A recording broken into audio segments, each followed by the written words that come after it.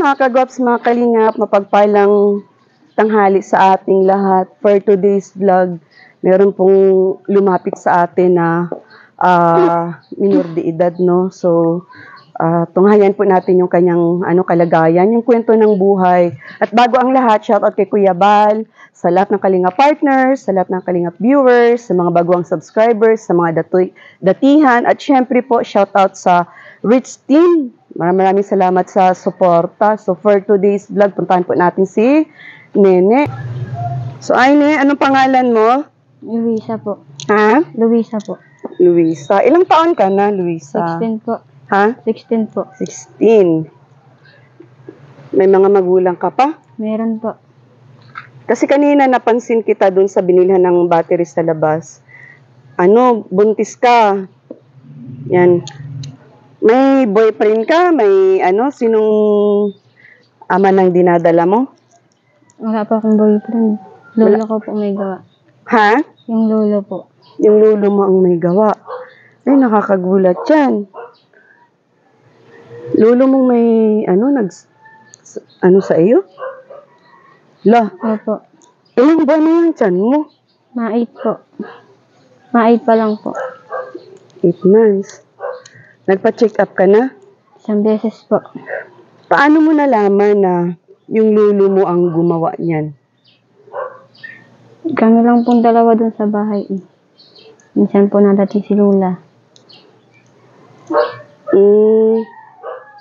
May pinainom ba sa'yo? Meron po. Paano ka pinilit? Tinakot ka ba? Tinakot po ako. Para sa anong pamamaraan? Bakit ka napapayag? Huwag daw po ako magsumbong kay mama. Hindi daw po ako doon papaalisin sa bahay. Tapos, Kaya ayun po. Hindi po ako nakapagsumbong, sobrang takot.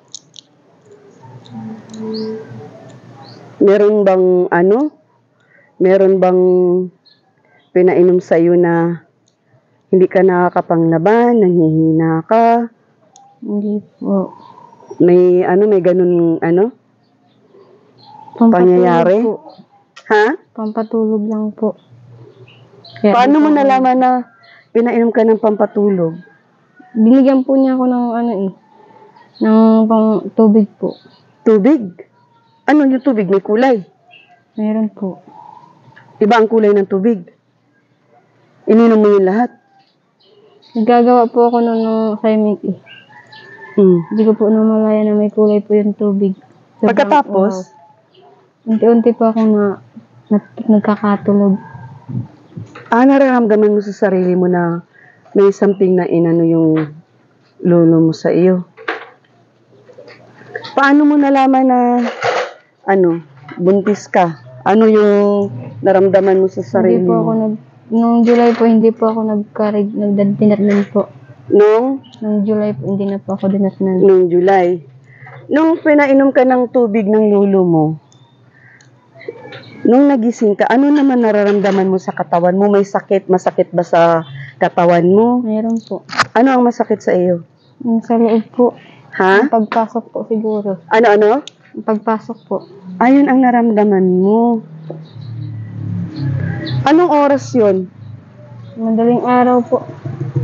Madaling araw. Di ibig sabihin, nandiyan ang lula mo. Nandyan po. Tulog po. Tapos gising po siguro. Nagtulog-tulugan po. Nagtulog-tulugan ang lola mo. Hindi po ako tinulungan. Ganun? May ganun ba? Parang ang ng sitwasyon. Ang hirap ng sitwasyon mo kasi unang-una, imbis kay tulungan ka ng lola mo sa masamang gawa ng lolo mo sa iyo. Bakit ganun? Hindi mo tinanong ang lola mo? Tinanong po. Wala daw po siyang magagawa at sobrang po ni lolo. Ha? Sobrang lakas po ni lola, ni lolo. Kaya wala daw po siyang magawa. Hinayaan na lang po. Ay, hinayaan ng lola mo na Gawin po. ganunin ka ng lolo mo. Tapos nung sinumbong ko po kay mama, galit na galit po kay lola.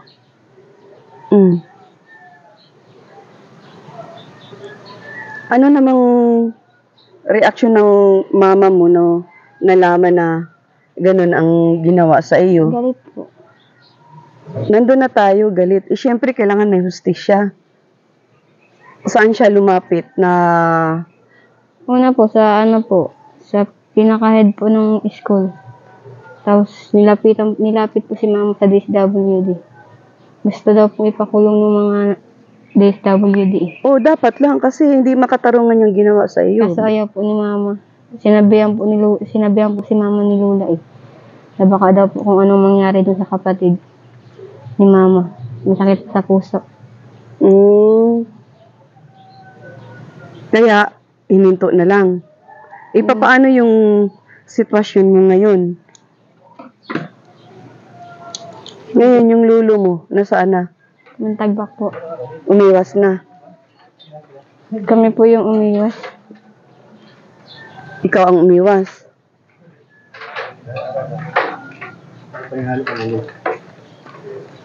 Ilang buwan na yung tiyan mo? Ha? Ilang buwan na? 8. Nakapagpa-check up ka na? Saan? Provincial po. Sa provincial. Kamusta naman daw yung lagay ng bata? Ayos naman daw po. Ha? Ayos naman daw po. Ayos naman.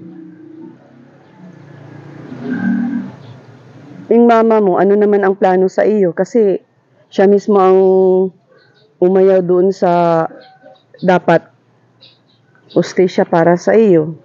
Hindi daw po ito alagaan ni mama. Ha? Hindi daw po. Ayaw daw pong alagaan ni mama. Ang alin? Anak mo? Kaya pinapahanap po ako ng mga ampun nito. Papaampun daw po. Ipapaampun. Kasi ayaw alagaan nung ano. Di ba nga, yung lulo mo may kagagawan? O di dapat, total, hindi naman kayo inano ng, hindi mo naman sinumbong yung lulo mo sa ano, at hindi naman walang parusa na nangyayari. Pati lola mo anong tulong na ibibigay sa iyo? Dapat tulungan ka nila. Sana po may mag-ampun nito. Ibig sabihin, ayaw din kupkupin ng lula mo? Opo. Ipapaampun mo pag lumabas yung bata. Ayaw ko din po ito makikita. Ha? May trauma po. Ayaw ko pong makita. May trauma ka. Ayaw mo din siyang makita. Yung DSWD na tutulong sana sa iyo para panagutan ng lulo mo yung ginawa niya. Dapat talaga yung lulo mo makulong. Sa totoo lang. Makulong dapat. Yun dapat inano ng magulang mo, mama mo, yung hustisya na nararapat para sa iyo. Kasi unang-una, ikaw yung ginawa ng hindi maganda, tapos minor de edad ka pa. Sinira ng lulo mo ang kinabukasan mo. Diba? Tapos ngayon, hindi ka tutulungan dyan sa sa bata. Ayaw ng lulo mo na panagutan yung ginawa niya sa iyo. Ilang beses ka ginawa ng hindi maganda ng lulo mo? Maraming beses po. Maraming beses. Grabe, pinadami mo pa talaga. Dapat yung lola mo ang nagtulong sa iyo. Kasi apo ka hindi ka naman ibang tao, di ba? Dapat nag-uumpisa pa lang na mag-isip na hindi maganda ang lulo mo sa iyo. Yung lula mo ang magtatanggol sa iyo. Wala din pong nagawa. Kaya galit din po ako dun.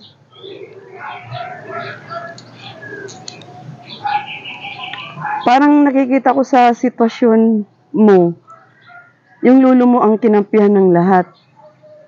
Walang kumampi sa side mo. Kasi kung may kumampi sa side mo, di dapat yung lulo mo, pinakulong na ng mama mo. Kinasuhan na yan. Diba? Wala bang kaso na nagaganap? Meron po sana, nag-atras po si mama. Baka tinakot din. Natakot po doon sa may kapatid niya ay.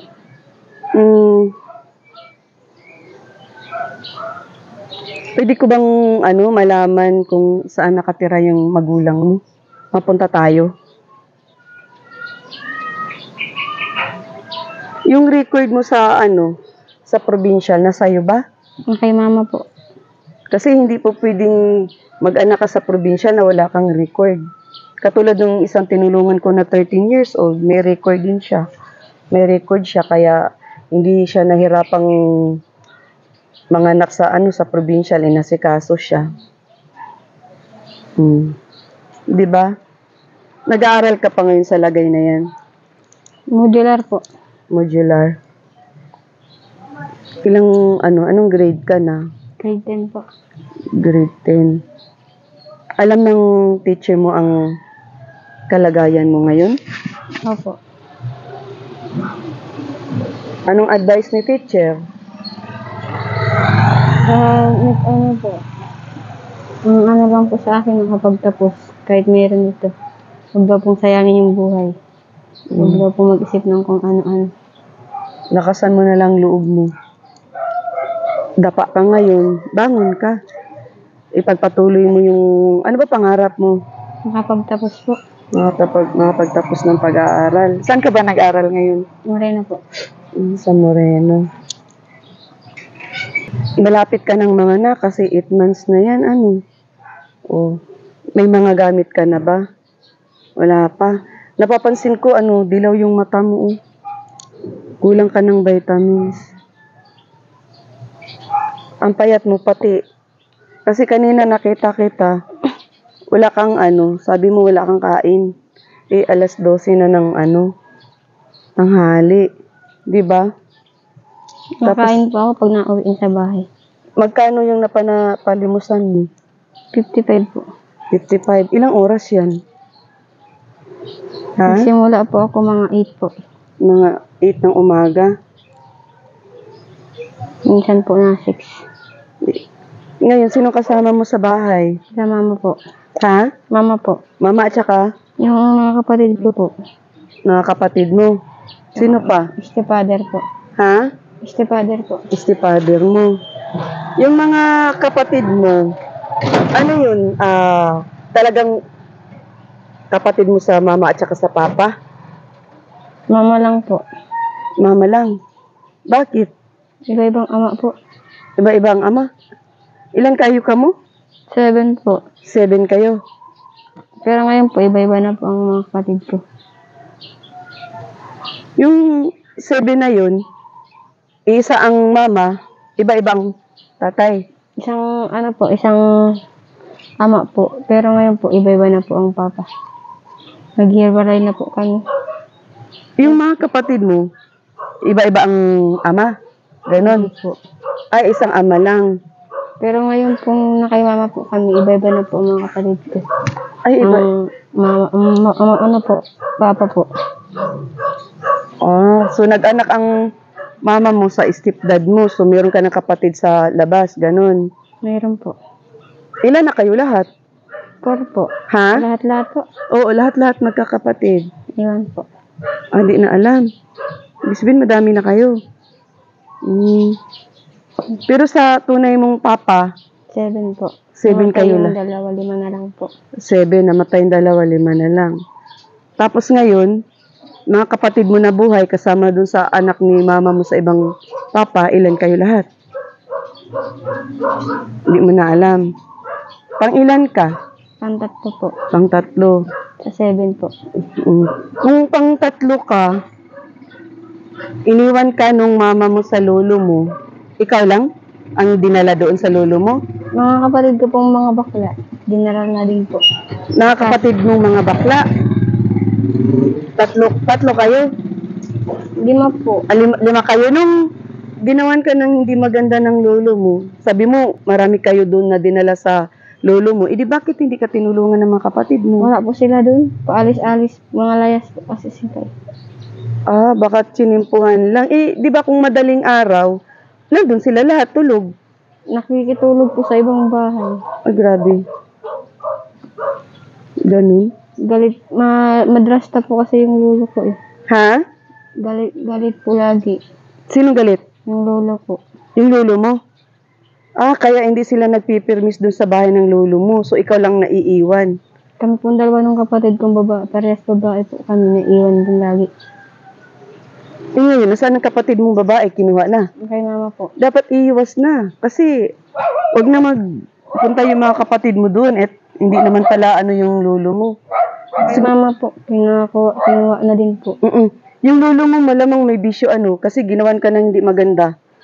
Ewan po. Kasi mahirap na ganyan ang sitwasyon na ginawa sa iyo kung matino ang isip ng lolo mo. Kasi syempre, ano sa tingin mo? May bisyo ang lolo mo? Kaya nagawan ka ng hindi maganda? Wala. Walang bisyo?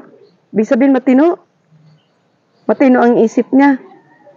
Pero ginawa pa rin niya hindi maganda sa iyo. Dapat lang, bigyan ng parusa yung lolo mo. Po yung sabi ko kay mama, ayaw po talaga ni mama. So, ayun mga kalingap, yung sitwasyon ni Luisa, sa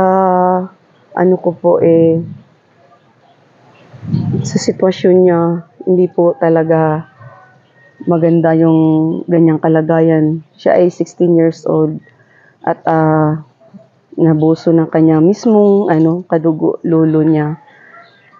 So ngayon, syempre, sa hirap ng sitwasyon niya, namamalimos pa siya, sobrang kawawa. Ayun. At gusto kong ma-meet yung mama niya kasi para kung ano yung plano niya dito sa anak niya. At gusto ko din mahingi yung side ng mama niya. So, yun. Tunghayan niyo po yung sunod na update natin kay... So, ayan si Luisa. Payag ka? Mapunta tayo sa inyo. Payag ka? Mapunta tayo sa inyo.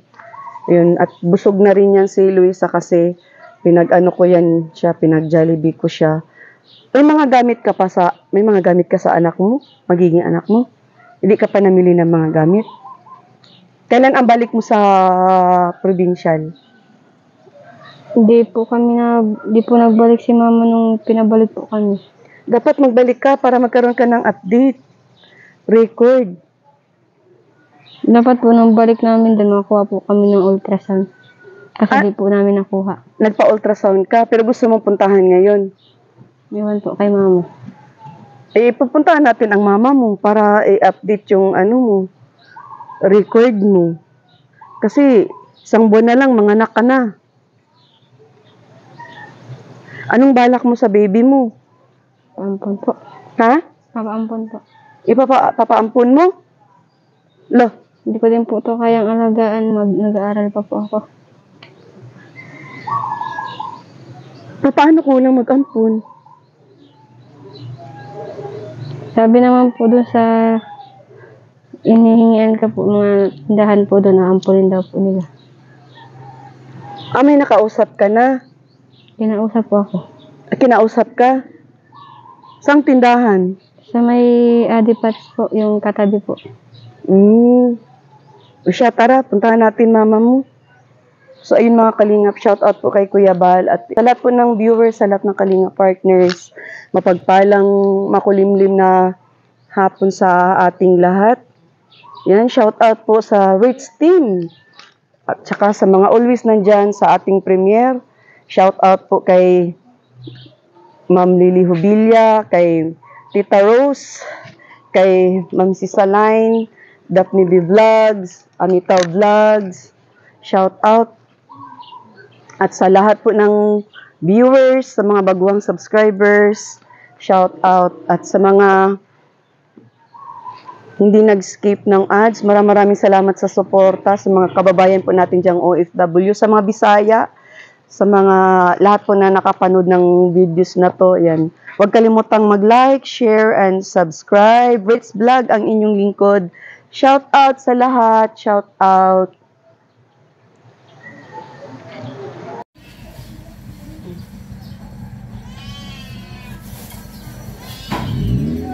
Ito yung Jesus ka na.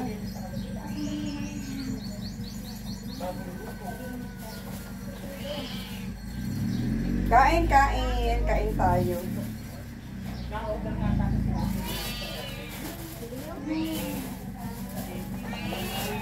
Oh.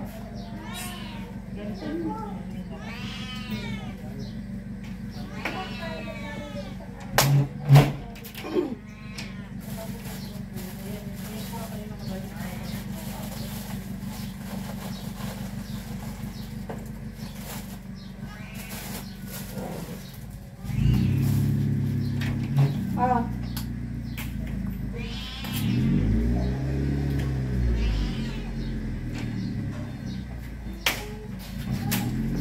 Nyari, wait lang. Bebe ako. Patras ba?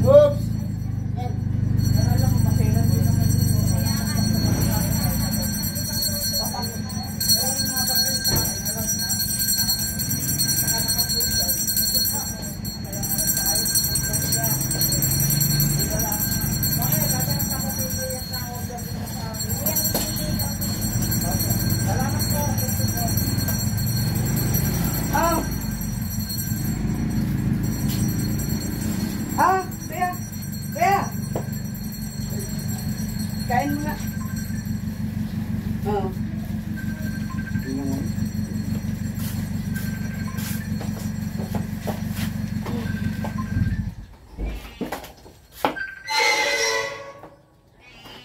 No. Bakit? Hello, bebe. Ay! Yup. Oh, ya papa. Asa papa mo? Ya. Ya, hindi diluan. Ya. Pai, wala kayo pa siya, di?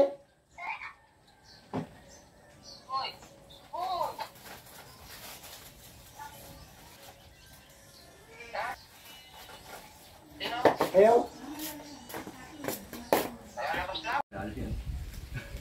Dito na natin baga, alam na yung pangalan, natin kung talaga na yan.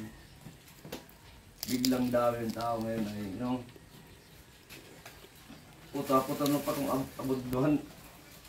Abot mo na sa Rolinda. Di ba niyo? Kung isang pinsan mo pa. Pagugulat ka nga, galang konsisay ito. Parang aking barkano mo.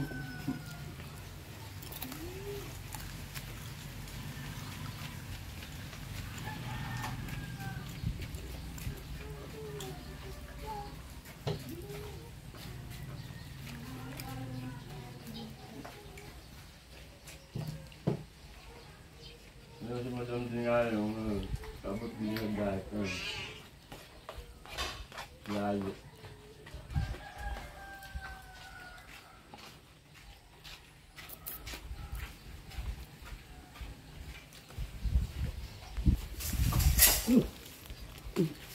Nakadalo na yung dito pala sila yun. Nakadalo na dito. Hindi na kami dito. Ano mas maganda madam sa inyo? Limit ka ang remote. Pati si Susi ay nakataktak lang din sa ano. Nakom. Yang ito dumang kina ito kay ito. Yan ang parking doon ay parking yan. Ito pagka parking ito ang parking ni Bayadi din. Ito yung ito sa iyo? Naman ito sa iyo, ito pagka parking. Pero mag-ano ito, yung ano ito. Pinabayalan si Susi, hindi ko motor o. Ito may nakaabot. Baka ka pero balik pa ito sa mga sa shop. Ang disgrasya kayo ito. Alis trabaho pag ano, uto. Sus. Kung yung garo ano, may ano siya, aftershock, gabo magmotor. Kaya yung motor yan sa kuya.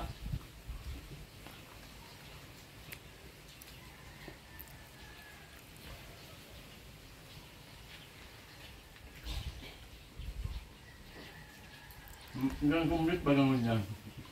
Na ano siya, nadala. Pabungan ay. Kakapag-kapag nagmamano yun.